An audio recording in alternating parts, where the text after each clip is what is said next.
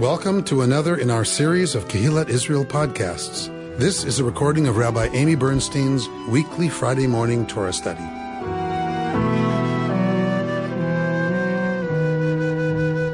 If you'll recall, just to bring us up to speed, Moshe is hanging out on the mountain of Sinai, called by another tradition Chorev. We have two traditions for what the mountain of God is called, Chorev and Sinai.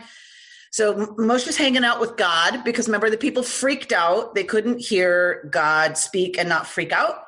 And so they freaked out and they said, you go deal with God and getting Torah. We're going to stay here. And so Moshe goes up to Sinai and he receives Torah. And that is what is happening now.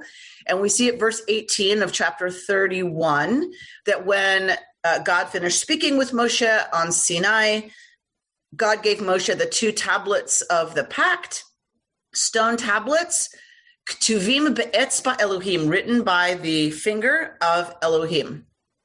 Okay, so Moshe gets the two tablets, and now we're going to go, meanwhile, back at the camp, right? So meanwhile, back at the camp, Vayar ha'am ki voshesh Moshe laredet min hahar. So the people see that Moshe delays in coming down from the mountain.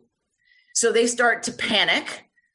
Vayikahel ha'am al Aharon. And so what is kahal? Kahal, kehillah, like kehilat Yisrael. This verb is about congregating. And you can congregate for the good or you can congregate for the bad. Vayikahel ha'am al Aharon. And this indirect object al, this pointer word, al means on or against. So they gang up, essentially. You can congregate, and when it's a good thing, you would use that word. But think about whatever word you would use when it's not a good thing, right? They mobbified. So they gathered against Aharon, and they said to him, Kum, get up. So this is a command form, right? Sivoy, the command form of the word to get up. Get up. Asel lanu Elohim, make for us. Now we have to pick a translation here, right? So Elohim, what's Elohim? Elohim can be God, capital E Elohim. It can be Elohim, lowercase e, which just means God, lowercase g. And sometimes, occasionally in Tanakh, it also means a very, very influential or important leader. That's much rarer, but it does happen. So we have to figure out what's meant here. What do the people mean when they say, make us Elohim? Okay, well, we don't know. So let's look at what else they say. Who will go lifanenu, in front of us, before us. Ki zeh Moshe ha'ish, because this guy, Moshe, that brought us up from the land of Egypt, lo yadanu mehayalo. We don't know what's going on with him. That's all very literal, by the way. I know it sounds like a colloquialism, but that's quite literal. We want an Elohim that's going to go in front of us because this Ha'ish, this guy, Moshe, that brought us out from the land of Egypt, we don't know what's happening with him. Meh haya, what's happening low with him? Okay. So all we know is that they want Aaron to make for them something about Elohim. We're not sure exactly what that means. Because Moses, the guy that brought us up from Egypt, we don't know what's going on with him. Okay. And Aaron said to them, take off the gold rings that are on the ears of your wives, your sons, and your daughters, and bring them to me. How do slaves have a bunch of gold jewelry? Do we remember? Remember? Yeah, good, Judith. They borrowed it when they left Egypt, right? And borrowed in air quotes. Borrowed in air quotes, exactly. So they borrowed a bunch of stuff from the Egyptians on their way out. And God disposed the Egyptians' hearts favorably towards the Israelites. Yeah, that and their firstborn were all dying, right? Everyone has somebody dying in their house. Okay. So take the gold rings, all of this gold, and bring them to me. All right. So notice Aharon doesn't try to talk them out of this. Aharon doesn't say anything. He doesn't say why. That's not going to help. What are you asking me for exactly? What are your intentions exactly? Aharon says nothing. He just says, bring me the gold. And that's all he says, bring me the gold. And all the people took off the gold rings that were in their ears and brought them to Aharon. The Midrash, Pirkei de Rabbi Eliezer, says ha'am here is masculine, and it means the men. According to the Midrash, the women did not bring their gold to Aharon. So we might want to ask, why does the tradition want to preserve that as the version? But we don't have time. Okay. Vayikach mi'adam, and he takes it from their hands, this gold, and he cast it in a mold and made it into, it says here, molten. That is not a great translation. And it misleads us a bit, I believe, in how we interpret this story often. So Aharon takes the gold, he casts it in a mold. It's not a molten calf. It's an egel masecha. It is an egel, a calf, that is masecha, covered, probably in gold plating. So the gold is hammered thin, and most likely this is which was the way they did things in the ancient Near East and in Egypt here, is it would be a wooden calf, masecha, that is covered in gold filigree or gold plating. And they exclaimed, Vayomru. So what do they say? Is when he brings out the Egel Masecha, what do they say? Ela Elohecha Yisrael. This is your God, Israel. Asher ha'elucha me'eretz Mitzrayim, that brought you up from the land of Egypt. Now, let's pause. This is the same word, Elohecha, Yael's Elohim. That's what they asked for, was Elohim. This does not necessarily mean God, capital G. Actually, the interpretation goes against that. This is y'all's gods that brought y'all up from the land of Egypt. It's exactly what they asked for. So we can't now just translate it as God, capital G, unless you're ready to translate it that way from the other verse. Okay, and I'm saying that's a possible translation. It means different things, how we translate this word. The entire thing hinges on how we interpret this word. So this is your leader who brought you up from the land of Egypt. These are your gods. This is God who brought you. So it really depends how we translate this. And when Aaron sees this, he built an altar before it. And what does Aharon say? Aharon's very clear. Vayomer, Chag l'Yud Hei Vav Hei Machar. We are going to have a Chag, a festival. To whom? To Yud Hei Vav Hei, to Yahweh, tomorrow. Aharon is very clear who it is that's being worshipped with this altar. It is God, the one God, the God that brought them out of Egypt. Aharon's very clear and says it out loud. We're making a chag to Yud Hei Vav Hei. So the next day, the people offered up burnt offerings. They brought sacrifices of well-being, the shlamim offering. They sat down to eat and drink, and vayakumu litzachek. And they got up litzachek. What's litzachek, people? Litzachek. It doesn't mean dance. Play. To play. Exactly right. They got up to play. And we've seen litzacheking before, haven't we? In Genesis? Aren't there sexual overtones to it? There are definitely sexual overtones to it. Absolutely. This is how it is clear to the king that Rebecca and Isaac are not just husband and wife, because Isaac and Rebecca are litzacheking on the roof. If they were dancing, I don't think it would have the same implication. Right? It definitely has sexual overtones. So most likely there are some kinds of rites that are happening that involve some kind of sexual activity of some kind. And in some places, the bull, particularly in Egypt, is also a symbol of fertility, right? So it would make sense that if you have a bull as the representation of whatever it is you're celebrating, that those kinds of activities might have a role to play in the worship. Okay.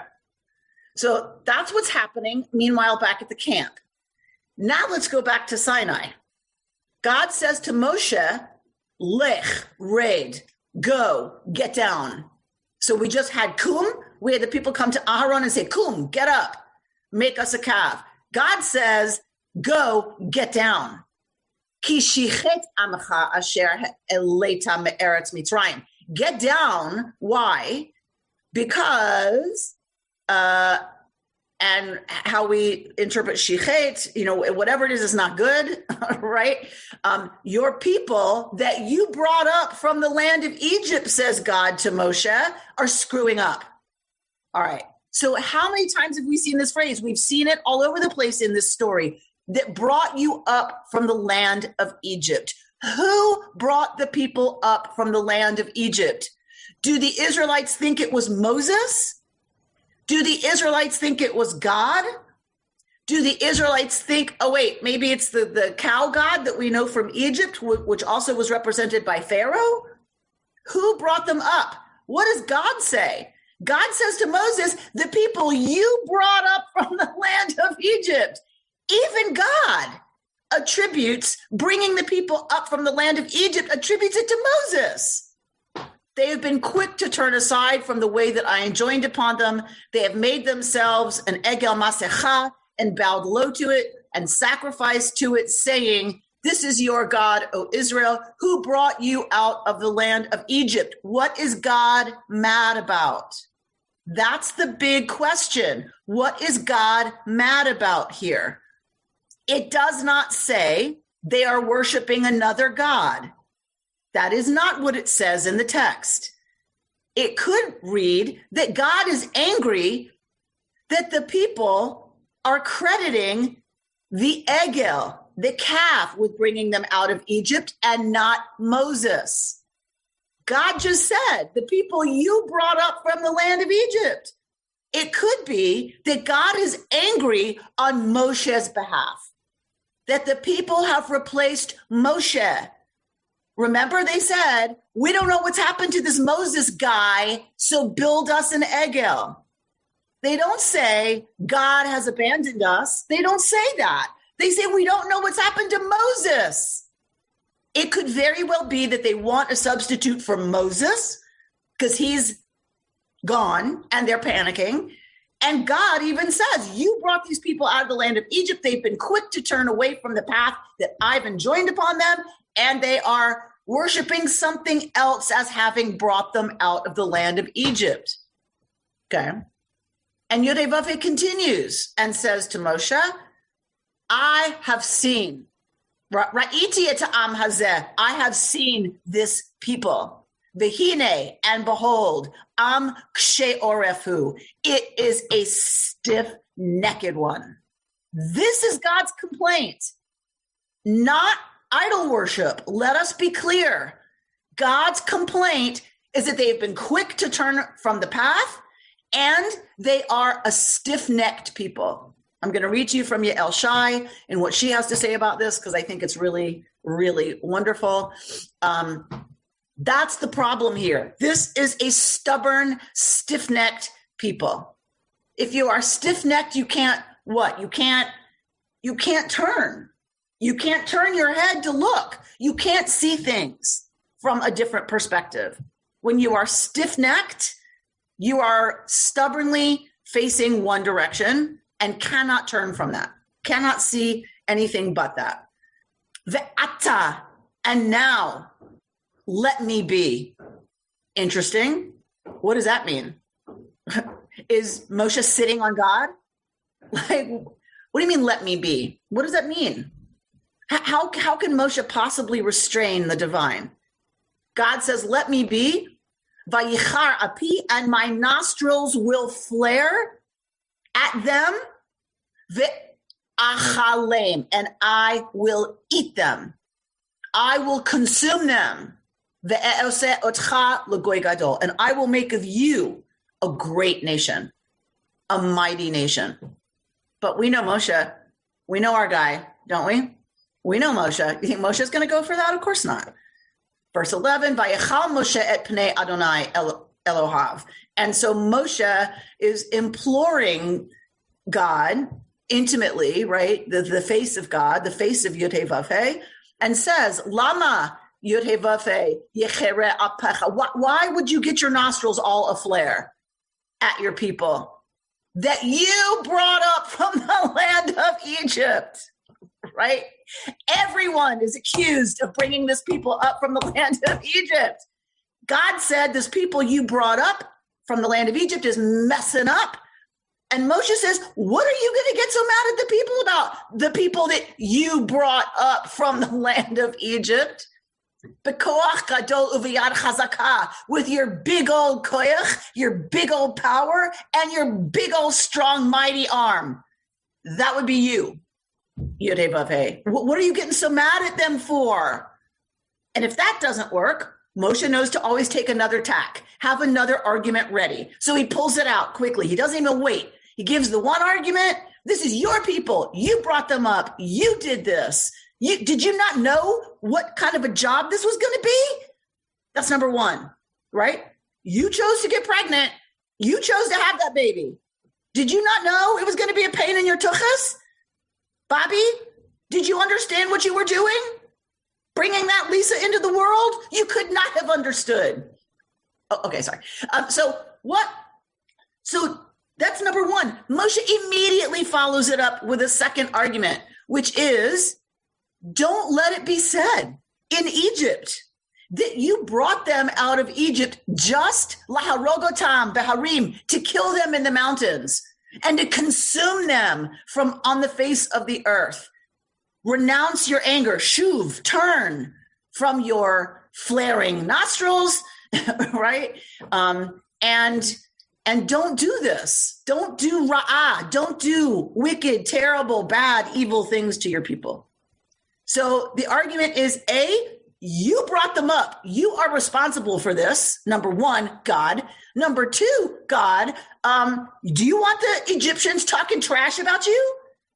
They're going to say, oh, sure, God did 10 plagues. Oh, sure, God split the sea. Sure, God did that. But that was just so God could destroy them in the mountains. You want them talking that kind of smack about you? I don't think so. So don't do this. And if that doesn't work, let's pull out another one. Let's pull out a third argument. Moshe's not stupid. Moshe's dealing with God here, right? Zechor la'Avraham li'Yitzchak u'li'Yisrael avdecha asher nishbata lahem. Remember Abraham, Isaac, and Jacob, who you swore to. You swore. Arbe et zerachem kekochavei hashamayim. I will make your descendants as the stars of the heavens. You said that. You promised. So, A, you did this. B, you don't want the Egyptians talking smack. And C, hello, you made some promises. Are you a God of your word or not? You swore to Abraham, Yitzchak, and Yaakov that you would make their descendants numerous as the heaven, not then wipe them out. No, you can't do that. And God, Yinachem Adonai. God was comforted. God's like, okay. So God decides not to do the Ra'ah, Asher Diber La'asot La'amo, that God said God was going to do to God's people. Now, for the rabbis, can you really imagine that they would have a God who could be so swayed by human arguments? God forbid. God forbid. So, of course, for the rabbis, God set this whole thing up as a way to elicit from Moshe his own defense of the people, because God was worried that Moshe was going to turn on the people because they were seriously screwing up. And that God does this whole elaborate routine so that Moshe will step up, so that Moshe will step forward and Moshe will defend the people. You can decide whether or not you buy that. Vayifen vayered Moshe min hahar. And so Moshe turns, you can imagine, he's dealt with God. He's prevented God from destroying the people. What does he got to do now?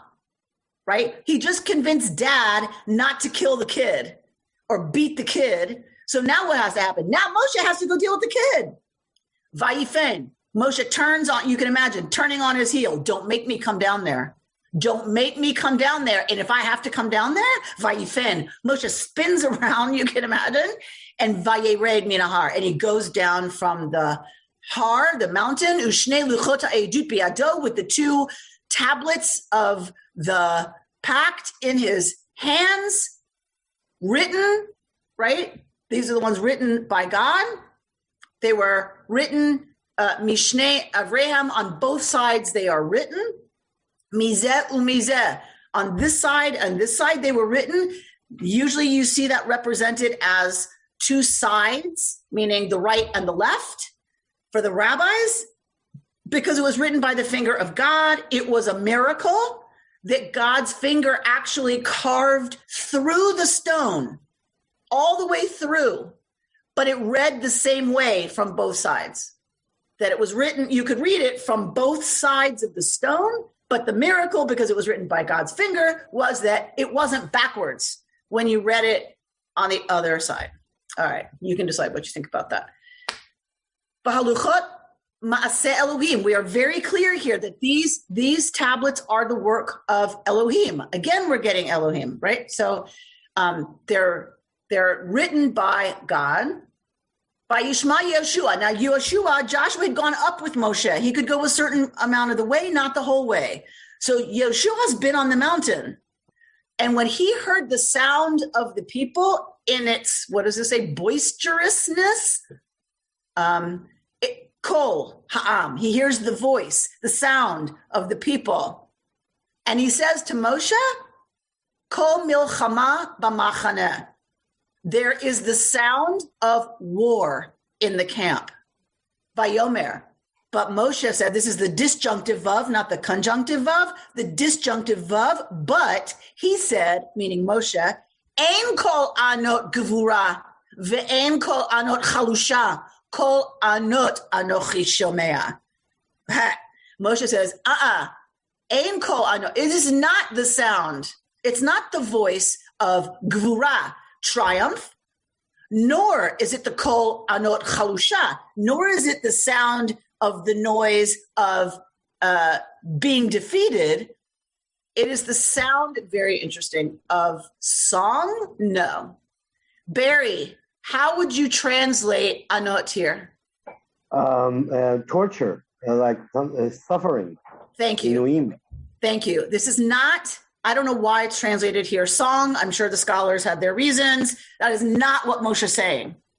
Moshe says this is not the sound of victory in war. This is not the sound of defeat in war. This is a whole nother business. This is a whole nother something that's happening down there. Because Moshe knows what's happening. And he's trying to tell Yoshua, no, this is not about war. In some ways, it's worse. And so when Moshe comes near the camp and sees ha'egel, the calf, umachalot, and the dancing, vayichar af Moshe, and Moshe's nostrils flare, and he sends from his hands the luchot, the tablets, vayishaberotam tachat hahar, and he shatters them. This is shiber, this is the PL form of shavar, to break. This is the intensified form. He shatters them, literally under the mountain. Why? Some people see this as Moshe having a temper tantrum. Oh, I hate it when it does that. That's not what's happening. Most likely. He's mad. Don't get me wrong. Vayichar apo. Like, remember God's nostrils were flaring? Well, Moshe's nostrils flare. Moshe's angry. Absolutely, he's angry. But that's not why he breaks the tablets. Why does Moshe shatter the tablets? Written by God. There's such a big deal about these magic tablets that it's written by God. It's the work of God, blah, blah, blah, blah, blah. And Moshe shatters them.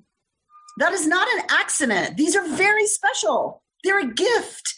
They were created by God as a gift to Israel. And Moshe breaks them. Why? Because Moshe is making it very clear to the people what they have done. They have broken the agreement. They have broken already what God was giving them. This covenant, they have already broken it. So Moshe tears up the contract. We signed a deal, and you already, right, have broken it. All right. So then Moshe says to Aaron, so Moshe burns the egel, grinds it into powder, and then made the Israelites drink it. What does this remind us a little bit of in Torah? You want quail? You want meat? I'll give you meat. I'll give you meat till it's coming out of your nostrils. I'll give you meat. You want meat? Right? So you want an egel? You want to be intimately involved with the egel? No problem. Here, I'm going to smash it up in this glass and you're going to drink it. You want to be intimate and close with the egel? No problem. Watch this. So they drink it. And Moshe says to Aaron, Escúchame? Ma asalecha. What did they do to you? Ha'am hazeh, this people. Ki heveta alav chatat gedolah, that you could bring upon them this kind of sin. What did they do to you? You look just fine to me. Vayomer Aharon, al yichar af Adoni. So Aaron begs Moshe, don't let your nostrils flare against me, right? Nostrils are flaring all over the place in this parsha. And it's dangerous when that happens. It's really dangerous when God does it. But it's just as dangerous if, the leader loses his cool. Who knows what's going to happen? So Aharon begs Moshe not to lose his cool with him, right? You know this people. Yada, intimate knowing, intimate, close, up close knowledge. You know this people. You know how wicked they are. You know how horrible your child can be. You know. What was I supposed to do? They said, Ascend lanu Elohim, make us an Elohim. We have to figure out how to translate that word, right? Asher yachul lefanenu, that's going to go before us. Because this guy Moshe, the one that brought us out of the land of Egypt, we don't know what's happened to him. Okay, that seems to be pretty accurate so far. So I told them, give me your gold. And they gave it to me. And I threw it into the fire. And this cow came out. Okay, really? Right? Mom, I don't know. He made me do it. He made me. And I just reached towards the bowl and it fell and it became this pile of glass shards. I never touched it. I don't know how that happened. And Moshe, interesting, Moshe doesn't punish Aaron and neither does God. Aharon never gets punished for this. All right, very interesting. Now look, he might have gotten punished by being high priest. That could be Aaron's punishment, right? That he is high priest.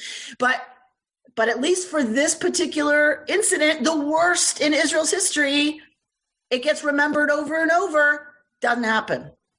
Moshe says, all y'all, Moshe gets the Levites, his tribe, and says, all y'all who are for Yud Hey Vav Hey, come here. And we know what happens to the rest of them, right? 3,000 are put to the sword. 3,000. Okay. So who wants to say something? I know somebody's got to want to say something. How can you not after that? All right, Judith. How do you account for the mistranslations that are so in opposition to what the Hebrew says? Yeah, I think often, when translators are working in translation, there's two theories. One is that you stay really close to the kind of literal meaning and then let the reader interpret what that means. Like Barry saying, Ochlam means literally, I shall end them. Not really. And Barry's the native speaker, by the way, that I'm challenging on this. He says it means I'll end them. No, it doesn't. It means I'll eat them. It means I will consume them. Barry's going to say, but what that idiomatic expression means is I will end them. So the translator has to decide, do you translate it, I will consume them, or I will end them? Do you know what I'm saying? So do you say, I'm going to go window shopping, or do you translate window shopping as we're going to look around, right? Because window shopping, are you shopping for windows? Like if you don't know that idiomatic expression, wouldn't it be better to just say, we're going to go look around? Do you see what I'm saying? So part of it is how close do you stay to the actual literal translation, and how much do you translate where you're trying to give people the sense of what the Hebrew expression means. So that's how, in my opinion, my humble opinion, that's how a lot of it happens. Okay. But I think if you don't know that the word to end them comes from to eat them, you miss something about what God is saying. I made this people, I brought them out, I brought them up, and I can consume them, right? I can eat them. I brought you into this world and I can take you out, right? So, and it's a vivid expression. It's a very vivid Hebrew expression that I just like to remind us what it is so that we can make our decisions about how we then translate that. All right, Barry. Yeah, I'm sorry. We have two roots, achal, aleph, chaf, lamed, which means to eat, and chaf, vav, lamed, which means to end something. So these are different roots, and to eat will be ochlam with a small kamas. So, but rabbis do that the sages do that all the time, and they mix and match these roots to bring better interpretations. Uh-huh. So, but the Hebrew is very clear about ending rather than eating. Well, but I'm not sure they're not related. Number one. Number two, it's the Masoretes who decide if it's a kamatz. The Masoretes decide that. Yeah, that's also an interpretation, right? And translators also work with midrashim a lot. We have Rashi who does that a lot, and we have modern translators do that as well. And in here we have midrashim that are supporting what Moses did, and there are a minority of midrashim that criticize Moses for breaking the tablets. So it's up to the translator to bring in his own, or her own interpretation. But translation is interpretation. Yes, and yes. Thank you. So do translations evolve too? I mean, are they constantly evolving? Sure. So first of all, the translator can't be separated from their interpretation of the text, right? It's very hard to separate a translator from what their interpretation is. So sure. And what Barry's saying is then you have lots of translators who are all influenced by the tradition and how the tradition has understood it, right? But you know how much I love to challenge that and say, really? Right? There's lots of other interpretations, right, of that. All right, Maxime. Yes, good morning. Good morning. I'm wondering, as a matter of interpretation, when Moshe is on Mount Sinai and he's speaking with God, to what extent is he having a conversation like with some other divine entity versus, or could that also be interpreted as some sort of like internal reckoning that Moses is having with himself as a leader? And could that internal reckoning be divine? Beautiful. So why not? Right? That's my answer. Why not? Like, there's lots of ways to interpret these texts. When we see Jacob wrestling with the angel, many, many, many, many commentators want to understand that as Yaakov wrestling with a part of himself, maybe even, with a godlike part of himself, a part that's connected to divinity, but he has to engage that in a pretty intimate, straight-on way in order to become Yisrael. So, of course, we could interpret this, that Moshe is actually dealing with the darker side, maybe, of his own leadership, his own desire to kill the people, his own desire to start over. Absolutely, we can take it and run with, if we interpret it that way, there's lots we could take from this parsha, right, about what's going on here. So, yes, absolutely, why not? 100%. So you have me confused now. I saw the movie, and it was very simple, okay? There was a golden calf. The people bowed down, and they worshipped it, and they got punished. And it was against idolatry, And the idea is don't worship golden calves, only worship Yud-Heh Vav-Heh. That was very simple. Maybe that's the elementary school version of this. So are you presenting an alternative, or are you just blowing up all interpretation and saying there's like 100 different ways to understand this? Yes and yes. Yes, I'm challenging that simple interpretation because I don't think that's what's happening here. I think the message here is much more sophisticated. B, yes, I always want to blow up how we relate to these texts, so straightforward, and we're so sure because we saw the Charlton Heston version. Like, so we're all so sure we understand them, and I don't ever want us to take them at our pediatric understanding because usually it's not sophisticated enough an interpretation of what's happening. Sometimes it is. Right? And we just go, okay, so that was written a really long time ago. We don't relate to God the same way, whatever. That's not this. Think for a second about what they're going to be told to create. What are they going to be told? What is the next couple of books talking about the whole time? Building what? The instructions to build what? A society, a godly society. But what are they supposed to, what's their construction project? Pam, Jody, right? I hope you're saying the Mishkan. The Mishkan, right? Jody's like, yes. All right. So they're going to be given a set of instructions that we're going to hear ad nauseum, down to the detail of how to build the Mishkan. Then we're going to get, and they took the silver, and they made it into hooks, and they made it into planks, and they hit the planks together. So now we're going to get the instructions, and then we're going to get how they followed the instructions ad nauseum. The Mishkan is the focus. What they're supposed to build as the center of their spiritual attention is the Mishkan. What does the Mishkan delineate, according to Aviva Zorenberg?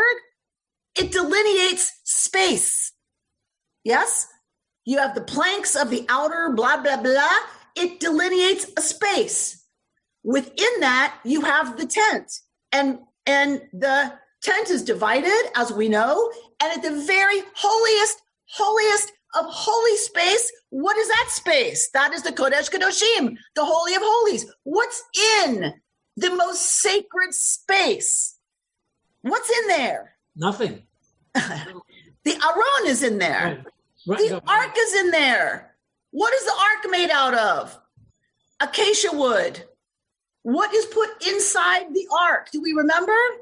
Not yet. Just the Ark itself. What's on the inside of the Ark? Gold plating, gold lining. What's in the Ark when it's built?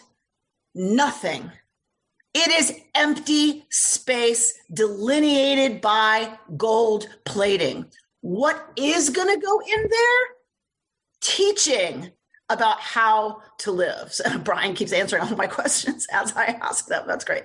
So what's going to go in there?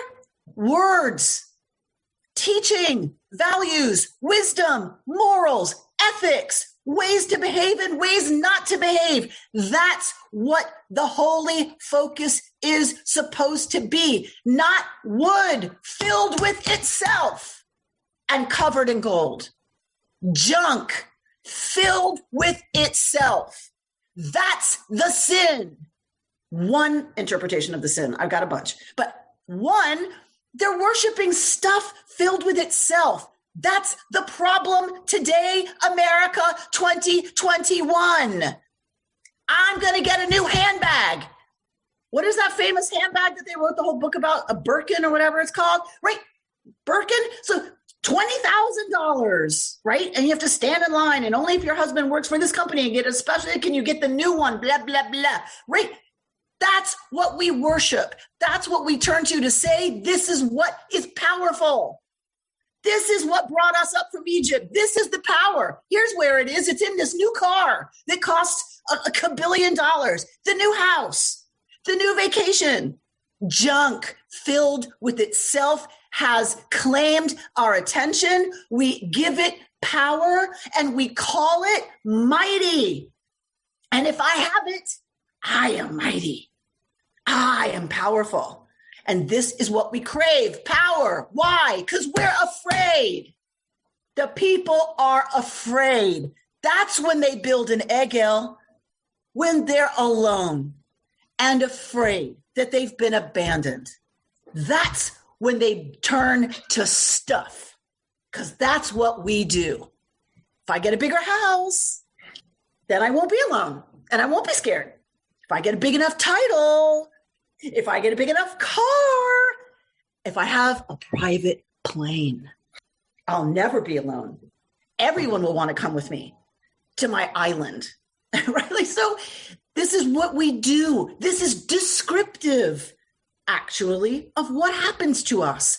We panic and we turn to stuff, substances, sex, sleep, television, fill in the blank. We panic and we turn to what we know. We turn to what's familiar. We turn to a God of Egypt, not believing that it's a God, believing that it's familiar. The festival is to Yud-Hey Vav-Hey, but they're demanding that Yud-Hey Vav-Hey show up in their lives the way they say it has to be.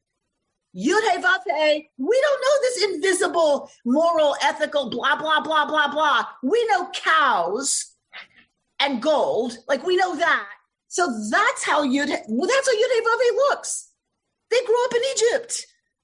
That's how supermodels look, people, right? We know how supermodels look, and that's what we're supposed to look like, right? Because that's what we know. That's what we're told is the image of womanhood. That's the image. Skinny, rich, thin, fill in the blank, with lots of thick hair, of course. So, and very white, very, very white. So this is what they know, and they're demanding that God look like what they know. And that's what we do. We want God to show up the way we want God to show up, or else it's not God. It better look how we want it to look and what we're used to, or else it can't be God. This is descriptive, not proscriptive. Proscriptive's coming. Build a Mishkan. This, to me, is descriptive. This is what we do. God better show up the way I expect it. Rita.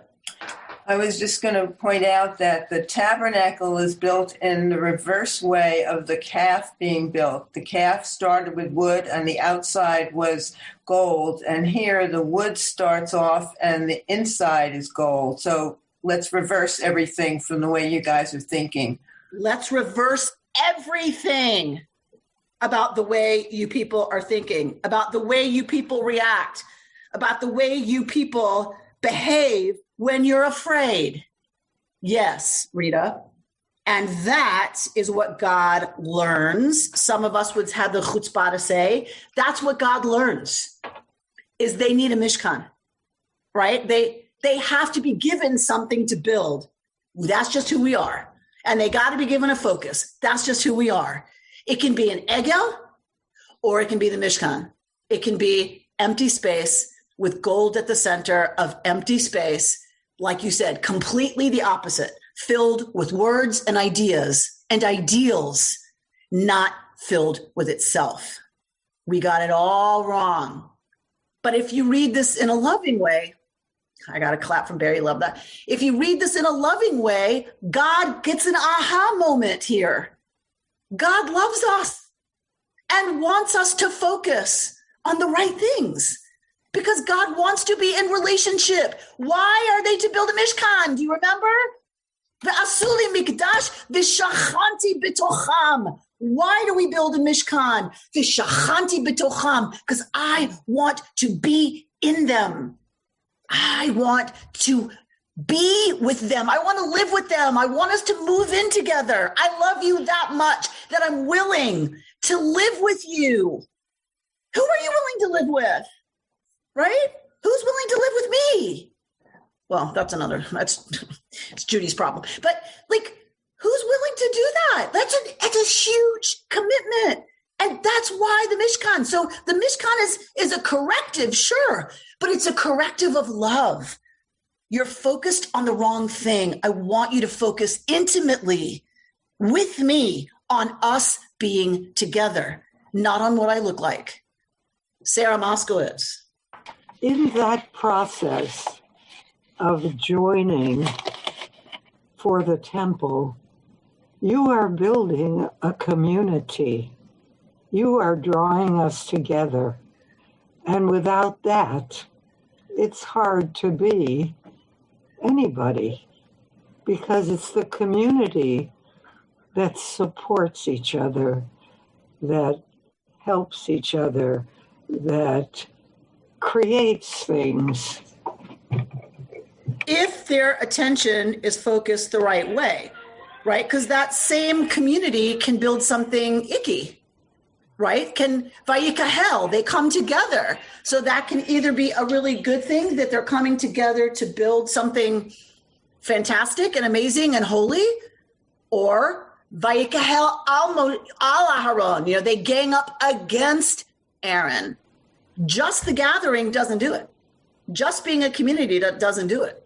But you're 100% right. When the community's focused and supports each other and are looking at the right stuff and trying to be about the right thing, yes, it's something we cannot do without each other. Absolutely, 100%. All right, so I want to look a little bit at Yael Shai, because I just love her stuff on this. So she talks about fire. She talks about what's going on when Aaron says he threw him into the fire and out popped this calf. Right. So she talks about the same thing's going to happen with the Mishkan. Gold is going to get melted down. It's the same thing. So she says the fire of anxiety. When Aharon throws the gold in the fire, the people are filled with terror and anxiety. Moses has been gone for over a month. They are terrified of being abandoned, of being alone. Aviva Zornberg calls their generosity with their gold not openness of heart, but a nervous tick. They are in effect saying, I'll give you everything I have if you make this terrible feeling of loneliness go away. But is it any wonder that out of the fire popped a golden calf, right? Something that was understood, easily grasped by the people. At that time, they worshiped calves. It was easy. It was familiar. It was comforting, right? Like we talked about. It drops the gold, out pops the calves. To the Israelites, it was almost easier to create the calf than it was not to. Most of us have had similar experiences to this, times when the heat and discomfort of fear is so intense, it's almost intolerable, right? And she talks about the intensity of anxiety, not knowing what the future holds, feeling afraid, right? And so what do we want? We want a quick fix, like television or substances like we spoke about. And what happens? We start telling ourselves, we also reach for well-worn storylines about whatever it is we're anxious about in a desperate attempt to gain control. Things like, this will never work out. Don't get your hopes up. I know this new thing I'm trying will fail. I'm this kind of person, so that it'll turn out this way. I love this that she points out we reach for old storylines and tropes as quickly as we do for substances, right? I should have known things never work out for me. I should have known people always leave. This is what we grab for. Underneath the fear, of course, is vulnerability. We have so little control or knowledge of how things will turn out, and admitting that is very hard. The Israelites didn't know Moshe would return to them. It's easy to judge them. However, if you've ever been in a shaky beginning of a new relationship or had to wait to hear the results of medical tests or a job interview, then you know the feeling, right? You'd rather do anything than sit with those feelings for more than 3 seconds. The trouble is those solutions don't work, right? At best, they get us through the night just to face the anxiety in the morning. At worst, they can cause us, like the Israelites, to sabotage ourselves, our work, our relationships, and cause a lot of pain. But in the terror of not knowing, Yael Shai points out, is something else, a great desire. The people's hearts are on fire with desire for connection and to not be alone. They are aflame with the desire to feel loved and cared for. Don't we all? Aren't we all desirous of feeling loved and cared for? The flip side of all anxiety is actually desire.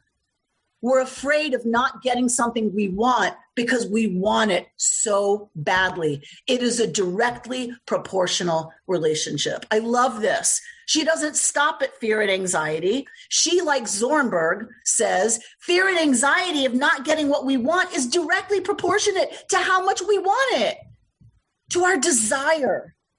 The Israelites will get next week, in the next couple of parshiot, another chance to get it right? He goes to them with the instructions, Moshe, for the Mishkan. Another fire is created. And Moshe asks the people to reach into their heart and bring forth their gold and offerings, and they do.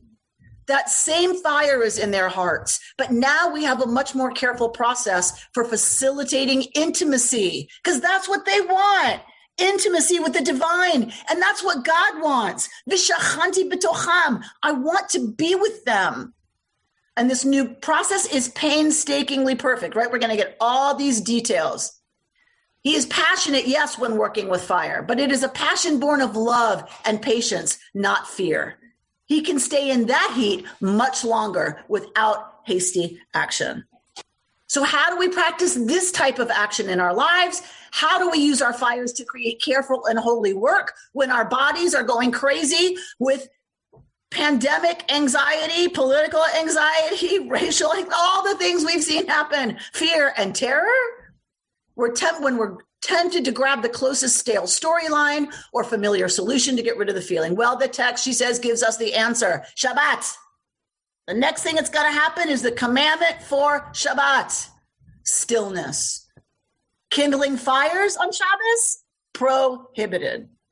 Right? You stop doing and you start being. God seems to tell us that before we act, we must learn to sit in the middle of our lives, even if they're filled with the heat of anxiety or desire. It doesn't matter which one. We sit there and practice our muscle of not grabbing the easy way out. We sit and breathe and notice what happens when we don't fill the space. And she quotes Zornberg here, for reverie to be possible, time has to be made for time. That stillness, that breath, is the ground zero for imagination and for the creation of new solutions and sanctuaries. Boom! Mic drop, people. Shabbat. That's the answer. Whether we're filled with desire or anxiety caused by what we want and the fear of not getting it, both are the same. It's energy. It's feelings. It's thoughts.